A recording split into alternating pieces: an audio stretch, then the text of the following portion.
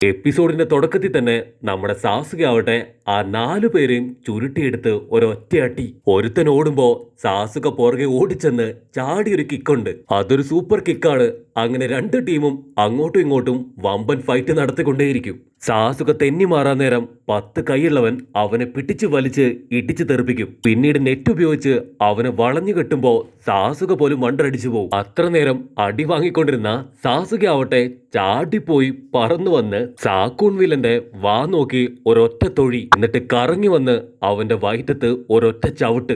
Leader technique അങ്ങനെ തന്നെ അടിച്ചു മാറ്റിയാണ് നമ്മുടെ ആളിപ്പോ ഫൈറ്റ് ചെയ്തോണ്ടിരിക്കുന്നത്. കട്ട് ചെയ്ത സാക്കുറ കുട്ടപ്പനെയും കൂട്ടിക്കൊണ്ട് ഒരു കോഫി ഹൗസിലേക്ക് വന്ന് ഇനിയിപ്പോ എന്താ പറയണ്ടേന്ന് കരുതി ശോകമൂകമായിട്ടിരിക്കും. കുട്ടപ്പൻ കിട്ടിയ ചാൻസ് വിടാതെ അവന് കൈ കിട്ടിയതൊക്കെ തന്നെ എടുത്തിട്ട് തട്ടാൻ തുടങ്ങും. അതിന് കുട്ടപ്പൻ പറയും, നീ തീർച്ചയായിട്ടും ടെൻഷൻ അടിക്കേണ്ട യാതൊരു കാര്യമില്ല, എന്നെ പോലെ കൂളായിരുന്ന് നീ ഫുഡ് കഴിക്കേ, എന്നിട്ട് പതിയെ കാര്യങ്ങൾ പറയാനായിട്ട് കുട്ടപ്പൻ പറയും. അപ്പൊ ഹോട്ടലിലെ ചേട്ടൻ കുട്ടപ്പനോട് സാക്കുറ നിന്റെ ലൈനാണോ ചോദിക്കും. അതിന് കുട്ടപ്പൻ ടെൻഷനായിട്ട് അങ്ങനെയൊന്നുമില്ല, ഞങ്ങൾ നല്ല ഫ്രണ്ട്സ് ആണെന്ന് പറഞ്ഞ് അവളെ നോക്കുമ്പോ നമ്മുടെ പെങ്കൊച്ച് ശോകമൂകമായിട്ടിരുന്ന് എന്തോ ഒന്ന് ആലോചിച്ചുകൊണ്ടിരിക്കുകയാണ്. അപ്പൊ വീണ്ടും പ്രണയ നിർഭരമായിട്ട് കുട്ടപ്പനാവട്ടെ കഴിക്കു സാക്കുറ എന്ന് പറയും. അവള് ചെറുതായിട്ടൊന്ന് ചിരിച്ച് വീണ്ടും ശോകം അടിച്ച് പതിയെ പതിയെ തിന്നാൻ തുടങ്ങും. അവളുടെ ഇരിപ്പും കഴിപ്പും കാണുമ്പോ നമ്മുടെ ഹോട്ടൽ ചേട്ടന് മനസ്സിലാവും അവൾ ഒരിക്കലും വളയാൻ പോകുന്നില്ലെന്ന്. സാക്കുറ പതിയെ പറയാൻ തുടങ്ങും, ഇതൊരിക്കലും നീ അറിയാൻ പാടില്ല എന്ന് സാസുക എന്നോട് പറഞ്ഞിരുന്നു. അന്ന് കാട്ടിൽ വെച്ച് ഒറോച്ചിമാറു സാസുകയുടെ കഴുത്തില് ഒരു കടി വെച്ചു കൊടുത്തു. ആ കടിയിൽ കൺട്രോള് പോയി സാസുക സൗണ്ട് വില്ലേജിലെ മറ്റൊരുത്തിന്റെ കൈ തിരിച്ചൊടിച്ചു കളഞ്ഞു. പിന്നീട് വീണ്ടും ഗാറയായിട്ട് ഫൈറ്റ് ചെയ്തപ്പോ അതേ മാർക്ക് അവന്റെ ബോഡി മുഴുവൻ തന്നെ സ്പ്രെഡായി തുടങ്ങി. സാസുക അവനിപ്പോ പതിയെ പതിയെ മാറിക്കൊണ്ടിരിക്കുകയാണ്. എപ്പോഴൊക്കെ ആ സിമ്പിള് അവന്റെ ബോഡിയിൽ മുഴുവനായിട്ട് വരുന്നോ അപ്പോഴൊക്കെ അവന്റെ സ്വഭാവം തന്നെ മാറും. അവള് പറയും, ഇത്തവണ നീയുമായിട്ട് ഫൈറ്റ് ചെയ്തപ്പോഴും അതുപോലെ തന്നെ അവന്റെ ബോഡിയിൽ അത് സ്പ്രെഡായി. മാത്രമല്ല അവന്റെ സ്വഭാവം ഒരു പിശാചിന്റേതുപോലായി. ഇതിനെല്ലാം കാരണം ഒറോച്ചിമാറുവാണെന്ന് അവള് പറയുമ്പോ കുട്ടപ്പന് കലി കയറി തീർച്ചയായിട്ടും ഒറോച്ചിമാറുവിനെ ഞാൻ വെറുതെ വിടില്ല എന്ന് അടിച്ചു പറയും. ഒറോച്ചിമാറു അവനെ ഞാൻ നേരിട്ട് കണ്ടിട്ടുണ്ട്, അവനുമായിട്ട് ഞാൻ ഏറ്റുമുട്ടിയിട്ടുമുണ്ട്. അവന്റെ പവറ്, അവന്റെ ഫൈറ്റ്, അവന്റെ ഇപ്പോഴത്തെ അവസ്ഥ എല്ലാം എനിക്കറിയാന്ന് കുട്ടപ്പൻ സാക്കുറയോട് പറയും. അത് കേൾക്കുമ്പോ അവളുടെ പേടി ഇരട്ടിക്കും. പക്ഷെ കുട്ടപ്പൻ അവന് യാതൊരു കുലുക്കവും ഇല്ല. നീ ധൈര്യമായിട്ട് നൂഡിൽസ് കഴിക്കും, ബാക്കി നമുക്ക് നോക്കാന്ന് പറഞ്ഞ് കുട്ടപ്പനാവട്ടെ നല്ല രീതിയിൽ ഉത്സാഹിക്കും. മാത്രമല്ല സാസുകയെ പോലെ ഇത്രയും പവറും ബുദ്ധിയുള്ള ഒരുത്തൻ അവന്റെ ഒന്നും വായിൽ പോയി ഒരിക്കലും വീഴില്ലാന്ന് കുട്ടപ്പൻ പ്രോമിസ് ചെയ്യുമ്പോ നമ്മുടെ പെങ്കൊച്ച് ഒരുപാട് ഹാപ്പിയാവും.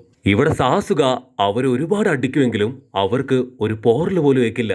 അവൻ ഷോക്കായിട്ട് അവരെ നോക്കി നിൽക്കുമ്പോ അവർ ഓരോരുത്തരായിട്ട് സാസുകയെ കളിയാക്കാൻ തുടങ്ങും. ഇവനെ കണ്ടാൽ അറിയാം ഒരു മന്ദബുദ്ധിയാണെന്ന്. മാത്രമല്ല ഇവന് യാതൊരു പവറും ഇല്ല, പിന്നെ എങ്ങനെ ഇവൻ ഒറോച്ചിമാറുവിന്റെ ശത്രുവായി എന്നൊക്കെ പറഞ്ഞ് അവര് വീണ്ടും വീണ്ടും അവൻ സാസുകയെ കളിയാക്കിക്കൊണ്ടേയിരിക്കും. അവരുടെ ചിരിയും സംസാരവും ഒക്കെ കേൾക്കുമ്പോ സാസുകയ്ക്ക് മനസ്സിലാവും അവരവനെ ബ്രെയിൻ വാഷ് ചെയ്യാൻ ശ്രമിക്കുകയാണെന്ന്. നീ നല്ലൊരു നിഞ്ചയാണ്, തീർച്ചയായിട്ടും നിനക്ക് ഒരുപാട് കഴിവുകളുണ്ട്. ഇതുപോലൊരു പൊട്ട വില്ലേജിൽ നിന്നാ അതൊക്കെ നശിച്ചു പോവും. വെറും ഒരു നിഞ്ച ആയിട്ട് തന്നെ നിനക്ക് തുടരേണ്ടി വരും. സോ തീർച്ചയായിട്ടും നീ ഞങ്ങളുടെ കൂടെ ഞങ്ങളുടെ ഗ്രാമത്തിലേക്ക് വരികയാണെങ്കിൽ ഒറോച്ചിമാറു നിന്നെ ഏറ്റവും വലിയവനാക്കി മാറ്റും. ഒരു സെക്കൻഡ് സാസുക ഷോക്കാവും. അപ്പൊ പെട്ടെന്ന് അവന്റെ കഴുത്തിലെ ആ ഒരു മാർക്ക് കത്താൻ തുടങ്ങും. അപ്പൊ അവര് വീണ്ടും പറയും, നിന്നെ നിർബന്ധിച്ചു കൊണ്ടുപോകാൻ ഞങ്ങൾക്കാവില്ല. സോ നിനക്ക് ഭാവിയില് വലിയൊരാളായി തീരണമെങ്കിൽ തീർച്ചയായിട്ടും നിനക്ക് ഞങ്ങളോടൊപ്പം വന്നാൽ മാത്രമേ സാധിക്കൂ എന്ന് അവര് പറയും. അവര് വീണ്ടും സാസുകയെ പിടിച്ചു വലിച്ച് അവന്റെ ചെവിക്കലിന് ഒരൊറ്റയിട്ടി. നിന്നെ പോലെ ഒരു യൂസ്ലെസിനെ കാണുമ്പോ എനിക്ക് ചിരി വരുന്നു. നിനക്കും ഞങ്ങളെപ്പോലെ സ്ട്രോങ് ആകണമെങ്കിൽ തീർച്ചയായിട്ടും ഞങ്ങളുടെ കൂടെ വാന്ന് പറയുമ്പോ സാസുകയുടെ ബോഡി മുഴുവൻ ഇപ്പൊ ആ ഒരു മാർക്ക് സ്പ്രെഡ് ആവാൻ തുടങ്ങും. സാസുകയുടെ സകല കൺട്രോളും പോയി അവൻ ചാട്ടി അവരെ അടിക്കാൻ നേരം അവരുടെ ബോഡിയിലും അവന്റെ ബോഡിയിലുള്ള അതേ മാർക്ക് കാണും. അപ്പൊ അവര് പറയും, നീ ഈ ശാപക്കുറി അളവിലധികമായിട്ട് ഉപയോഗിക്കുന്നു, അത് കൺട്രോൾ ചെയ്തില്ലെങ്കിൽ തീർച്ചയായിട്ടും അത് നിന്നെ മുഴുവനായിട്ടും തിന്നുകളയും. ഇപ്പൊ നിനക്ക് സ്റ്റാർട്ടിംഗ് സ്റ്റേജ് ആണ്, പക്ഷെ തീർച്ചയായിട്ടും അത് നിന്നെ കീഴടക്കും. പിന്നീട് നീ വെറും ഒരു തോൽവിയായിരിക്കും. പക്ഷെ നീ ഒറോച്ചിമാറുവിന്റെ കൂടെ കൂടുകയാണെങ്കിൽ തീർച്ചയായിട്ടും നിനക്ക് പവർ ലഭിക്കും. അവിടെ നിനക്ക് സ്വാതന്ത്ര്യമുണ്ട്, ഒരുപാട് ആൾക്കാര് നിന്നെ സഹായിക്കാനും ഉണ്ടാവും. സാസുക ആകെ അപ്സെറ്റ് ആയിട്ട് അവൻ പതിയെ പതിയെ ആലോചിക്കാൻ തുടങ്ങും. നീ നിന്റെ ഫ്രണ്ട്സിന്റെ കൂടെ ഇരുന്നാല് തീർച്ചയായിട്ടും നിനക്ക് യാതൊന്നും നേടാനാവില്ല. നിന്റെ ലക്ഷ്യം ഹിറ്റാച്ചി ഉച്ചിഹ, അവനെ തകർക്കണമെങ്കിൽ നീ ഞങ്ങളോടൊപ്പം വാ, ഈ ഗ്രാമം തീർച്ചയായിട്ടും നിന്നെ തളച്ചിടുന്നു പറയുമ്പോ സാക്കുറ ഷോക്കായിട്ട് അവരെ തന്നെ നോക്കി നിൽക്കും. നിനക്ക് വേണ്ടി അത്ഭുതങ്ങളായ ഒരുപാട് കാര്യങ്ങൾ കാത്തിരിക്കുന്നു. മാത്രമല്ല നിന്റെ ലക്ഷ്യം അത് ഞങ്ങളിലൂടെ മാത്രമേ നിനക്ക് പൂർത്തീകരിക്കാൻ കഴിയൂ. കട്ട് ചെയ്താ നമ്മുടെ കുട്ടപ്പനും സാഹക്കുറെ ആവട്ടെ കഥയൊക്കെ പറഞ്ഞ് കൊഞ്ചി കുറുകി ഇപ്പൊ നടന്നു വരികയാണ്. അപ്പ അവള് രാത്രിയായി എനിക്ക് വീട്ടിൽ പോണെന്ന് പറയും. അപ്പൊ കുട്ടപ്പൻ വേണമെങ്കില് നിന്നെ വീട് വരെ ഞാൻ കൊണ്ടുവിടാം. അവക്കും അതിന് സന്തോഷാണ്. പക്ഷെ വേണ്ട, എനിക്ക് ഒറ്റയ്ക്ക് പോകാനാണ് ഇഷ്ടം എന്ന് പറഞ്ഞ് അവള് പതിയെ നടന്നു പോകും. കട്ട് ചെയ്താ ഇപ്പൊ സാസുകയുടെ വീട്ടില് അവൻ ഒരുപാട് വിഷമത്തില് കുട്ടപ്പന്റെയും സാക്കുരയുടെയും ഫോട്ടോ നോക്കി കരഞ്ഞ് പതിയെ അത് മടക്കി വെക്കും. എന്നിട്ട് ഡ്രസ്സൊക്കെ പാക്ക് ചെയ്ത് അവനിപ്പോ പതിയെ ഒറോച്ചിമാറുവിന്റെ അടുത്തേക്ക് നടക്കുകയാണ്. അപ്പൊ കറക്റ്റ് ആയിട്ട് നമ്മുടെ സാക്കുരയുടെ മുൻപിലായിരിക്കും സാസുക വന്നുപെടുക. അവന്റെ ബാഗും പരുങ്ങലും എല്ലാം കാണുമ്പോ സാക്കുരയ്ക്ക് ഒരുപാട് സംശയം തോന്നി. നീ എവിടേക്കാണ് ഈ രാത്രിയിൽ പോകുന്നതെന്ന് അവന്റെ അടുത്ത് ചോദിക്കും. അവൻ കാഷ്വൽ ആയിട്ട് പറയും, അല്ല, ഞാൻ നടക്കാൻ ഇറങ്ങിയതാണ്. അവനുടനെ കാര്യം വഷളാകുന്നു മനസ്സിലായി. ഒന്നുമില്ല, നീ വീട്ടിൽ പോയി ഉറങ്ങുമെന്ന് പറഞ്ഞ് അവിടുന്ന് നടന്നു പോകും. സാക്കുറയ്ക്ക് അവൾക്ക് ഒരുപാട് വിഷമാവും. അവൾ പതിയെ പതിയെ കരഞ്ഞ് അവരുടെ പഴയൊരു ഫ്ലാഷ് ബാക്കിലേക്ക് പോകും. സാക്കുറയെയും സാസുകയെയും കുട്ടപ്പനെയും ഒരേ ദിവസമാണ് സെലക്ട് ചെയ്തത്. അപ്പൊ ഇപ്പോഴത്തേതുപോലെ സാക്കുറ ആദ്യമായിട്ട് സാസുകയെ കണ്ടുമുട്ടുന്നത് ഇതേ സ്ഥലത്ത് വെച്ചാണ്. ആ സമയത്ത് നമ്മുടെ സാക്കുറ ആവട്ടെ കുട്ടപ്പനെ കുറിച്ച് ഒരുപാട് കളിയാക്കും. കുട്ടപ്പൻ ഒരു മണ്ടനാണ്. അവൻ അച്ഛനും അമ്മയും ഇല്ലാത്തതുകൊണ്ട് തന്നെ പൊട്ടത്തരം മാത്രമേ പറയൂ. മാത്രമല്ല ചുമ്മാ കറങ്ങി നടക്കും. അതിനവൻ ദേഷ്യപ്പെട്ട് പറയും, അച്ഛനും അമ്മയും ഇല്ലാത്തത് അത്ര നല്ല കാര്യമൊന്നുമല്ല. അച്ഛനും അമ്മയും ഇല്ലാതെ അവൻ ഇവിടം വരെ എത്തിയെങ്കിൽ തീർച്ചയായിട്ടും അവൻ വളരെ നല്ലവനാണ്. ഇനി ഇങ്ങനെയൊന്നും എന്നോട് സംസാരിക്കരുതെന്ന് സാസുക അപ്പൊ തന്നെ അവള് വാൺ ചെയ്യും. അവൾക്ക് ഒരുപാട് വിഷമായിട്ട് അവൾ പെട്ടെന്ന് കരയാൻ തുടങ്ങും.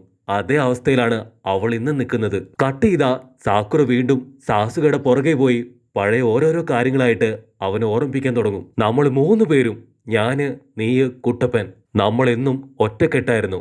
മാത്രമല്ല അന്ന് ബെല്ലെടുക്കേണ്ട ആ ടാസ്കിൽ പോലും നമ്മൾ ഒരുപോലെ കഷ്ടപ്പെട്ട് ആ ടാസ്കിൽ വിജയിച്ചു. പിന്നീട് അങ്ങോട്ട് എല്ലാ ടാസ്കിലും നമ്മൾ ഒരുമിച്ചായിരുന്നു. പുറത്തു പോയതും ഫുഡ് കഴിച്ചതും കിടന്നതും ഫൈറ്റ് ചെയ്തതും എല്ലാം ഒന്നിച്ചായിരുന്നു. നമുക്കിടയിലുണ്ടായിരുന്ന സങ്കടം, സന്തോഷം എല്ലാം നമ്മൾ ഒരേപോലെ അനുഭവിച്ചു. ചുരുക്കി പറഞ്ഞ നമ്മളൊരു ഫാമിലി തന്നെയായിരുന്നു. ഇതെല്ലാം ഇത്ര പെട്ടെന്ന് നീ മറന്നുപോയോ? നീ ഇപ്പൊ എവിടേക്കാണ് പോകുന്നതെന്ന് എനിക്ക് നന്നായിട്ട് അറിയാം. പക്ഷേ റിവെഞ്ച് അതൊന്നിനും ഒരു പരിഹാരമല്ല. എനിക്കറിയാം നിന്റെ ഫാമിലിക്ക് എന്താണ് സംഭവിച്ചതെന്ന്. നീയും ഞാനും എല്ലാവരും ഒരുപോലെയാണെന്ന് അവള് പറയാൻ വരുമ്പോഴേക്കും അതിന് സാസുക ദേഷ്യപ്പെട്ട് പറയും, തീർച്ചയായിട്ടും ഞാനും നീയും ഒരുപോലെയല്ല. എന്റെ ലക്ഷ്യത്തിനു വേണ്ടി മാത്രമാണ് ഞാൻ ഇത്രയും കാലവും നടന്നത്. അതിനുവേണ്ടി മാത്രമാണ് ഞാൻ നിങ്ങളോടൊപ്പം കൂട്ടുകൂടിയത്. എന്റെ ജീവിത ലക്ഷ്യം അതൊന്നേ ഒന്ന് മാത്രമാണ്, പ്രതികാരം വീട്ടണം. മാത്രമല്ല എന്നെ കൊണ്ട് ഒരിക്കലും ഇനി നിങ്ങളോടൊപ്പം കൂടാൻ സാധിക്കില്ല. അത് കേട്ട് നമ്മുടെ സാക്കുറയ്ക്ക് ഒരുപാട് വിഷമായിട്ട് അവൾ കരയാണ്. എന്നെ ഒറ്റയ്ക്കാക്കി ദയവ് ചെയ്ത് നീ പോവരുത്. എനിക്ക് പാരൻസ്, ഫ്രണ്ട്സ് അങ്ങനെ എല്ലാം ഉണ്ട്. പക്ഷെ നീ ഇല്ലെങ്കിൽ തീർച്ചയായിട്ടും ഞാൻ ഒറ്റപ്പെട്ടു പോകും. ഒറ്റപ്പെടലാണ് ഏറ്റവും വലിയ വേദന എന്ന് നീ തന്നെ പറഞ്ഞിട്ടില്ലേ? അവൾ ഒരുപാട് നേരം അവനെ നോക്കി കരയെങ്കിലും സാസുക ആവട്ടെ അത് മൈൻഡ് പോലും ചെയ്യില്ല. അവൻ ഒരു സെക്കൻഡ് സ്റ്റക്കായിട്ട് എല്ലാ കാര്യങ്ങളും വീണ്ടും ഒന്നുകൂടെ ചിന്തിക്കും. പക്ഷെ അവൻ ഇന്നു മുതൽ നിനക്ക് നിന്റെ വഴി, എനിക്ക് എന്റെ വഴി. ഇത് കേട്ട ഉടൻ നമ്മുടെ പെങ്കൊച്ചാവട്ടെ അവൾ പൊട്ടിക്കരയാൻ ആരംഭിക്കും. സാസുക, എനിക്ക് നിന്നെ ഒരുപാട് ഇഷ്ടമാണ്. ദയവ് ചെയ്ത് നീ എന്നെ വിട്ടു പോവരുത്. നിനക്ക് വേണ്ടി ഞാൻ എന്തും ചെയ്യാൻ തയ്യാറാണെന്ന് പറഞ്ഞ് അവൾ അവന്റെ കാലിൽ വീഴും. നിന്റെ കൂടെ നിന്ന് നിനക്ക് പ്രതികാരം വീട്ടാനുള്ള എല്ലാ സഹായവും ഞാൻ ചെയ്തു തരാം. അതല്ലെങ്കിൽ നീ ദയവ് ചെയ്ത് നിന്നോടൊപ്പം എന്നെയും കൂടെ കൊണ്ടുപോകണം. പക്ഷെ സാസുക അവൻ മൈൻഡ് ചെയ്യാതെ പോകുന്ന കാണുമ്പോ നമ്മുടെ പെങ്കൊച്ചിന് ദേഷ്യം വന്ന്, നീ ഞങ്ങളെ ഇട്ടിട്ട് ഇവിടുന്ന് പോകുമല്ലേടാ? തീർച്ചയായിട്ടും ഇനി ഒരടി നീ എടുത്തു വെച്ചാല് എല്ലാവരെയും ഞാൻ വിളിച്ചു കൂട്ടും. അപ്പൊ ഞൊടിയിടയില് വീഴാണ് അവളുടെ തലയ്ക്കൊരടി. അത് മറ്റാരുമല്ല, സാക്ഷാൽ സാസുകെ. അവൻ മെല്ലെ അവളൊരു മൂലയ്ക്ക് കിടത്തി നൈസായിട്ട് ഇപ്പൊ ഗ്രാമം വിട്ട് പുറത്തേക്ക് പോകും. ഗ്രാമം വിട്ട് സാസുക പുറത്തെത്തുമ്പോ അവനെ കാത്ത് ആ 4 നിഞ്ചകളും അവരവിടെ തന്നെ ഉണ്ടാവും. മാസ്റ്റർ ദയവ് ചെയ്ത് ഞങ്ങളോട് ക്ഷമിക്കണം. ഗ്രാമത്തിൽ വെച്ച് അങ്ങനെ ഒരു തെറ്റ് സംഭവിച്ചു പോയി. ഇന്നു മുതൽ ഞങ്ങൾ അങ്ങയുടെ അടിമകളാണെന്ന് പറഞ്ഞ് അവര് ടെററായി നോക്കുന്നതോടു കൂടെ ഈ ഒരു എപ്പിസോഡും അവസാനിക്കുന്നു.